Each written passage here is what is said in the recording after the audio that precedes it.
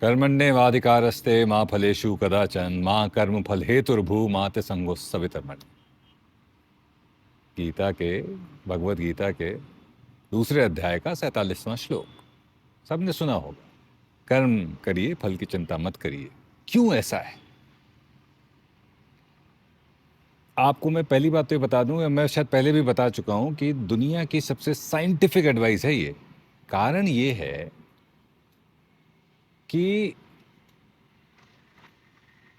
जो मनवांछित फल जिसके लिए हम कर्म कर रहे हैं, तो अगर इसको हम इक्वेशन में रखें तो x plus y is equal to z, मतलब x हो गया आपका कर्म और z हो गया वो मनवांछित फल जिसको आप चाह रहे हैं।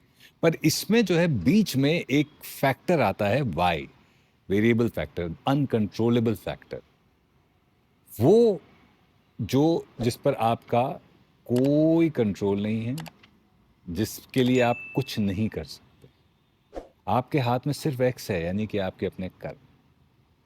तो जो मनवांछित फल है उसमें एक ऐसा फैक्टर जुड़ा हुआ है जिस पर आपका कोई कंट्रोल नहीं, जिस पर आपका कोई बस नहीं चलता है।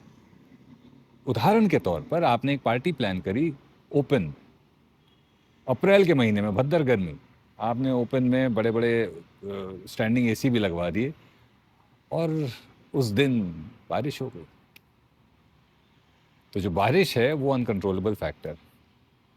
इसीलिए फल की चिंता आपको नहीं करनी है, फल को आपको दिमाग में नहीं रखना है। यही बात गीता का ये श्लोक कहता है और ये साइंटिफिक एडवाइस भी है, ये जो कि बड़े बड़े स्पोर्ट्समैन, बड़े बड़े दार्शनिक ये कह गए हैं कि हमें फल की चिंता नहीं करनी चाहिए। क्यों? क्योंकि फल की चिंता हमको एंग्जाइटी से भर देती है और जब आप एंग्जाइटी से भर जाते हैं तो आप अपना पूरा पोटेंशियल नहीं दे पाते हैं, अपना पूरा एफर्ट नहीं दे पाते। तो हमेशा याद रखिए कि आपके कंट्रोल में सिर्फ आपके एफर्ट्स, वो एफर्ट सही दिशा में जा रहे हैं कि नहीं, वो आपको ध्यान रखना है। वाई यानी कि अनकंट्रोलेबल फैक्टर्स, उसको कंट्रोल में लाने के लिए मैनिफेस्टेशन है।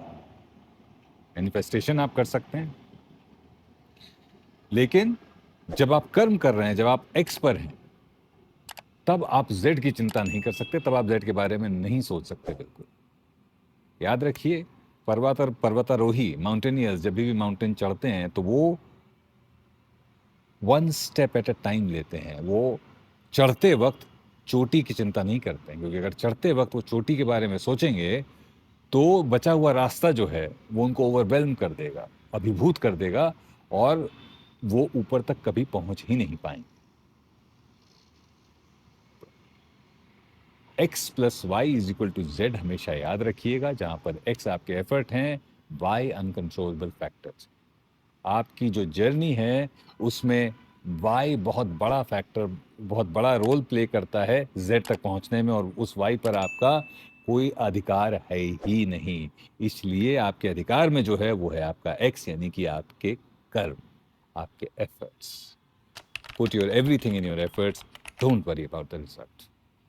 अगर मेरी बात से इससे इत्तेफाक रखते हो तो कमेंट सेक्शन में बताइए, अगर मेरी बात से इत्तेफाक नहीं रखते हो तो कमेंट सेक्शन में ज़रूर बताइए।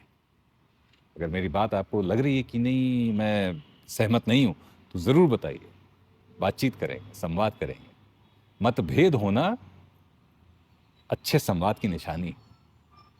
मतभेद नहीं है तो मुझे बड़ी खुशी। मिलते हैं कमेंट सेक्शन में। और हाँ, लाइक शेयर और सब्सक्राइब ज़रूर कर दीजिएगा भाई, ताकि दूसरे लोग भी तो ये बातें सुने।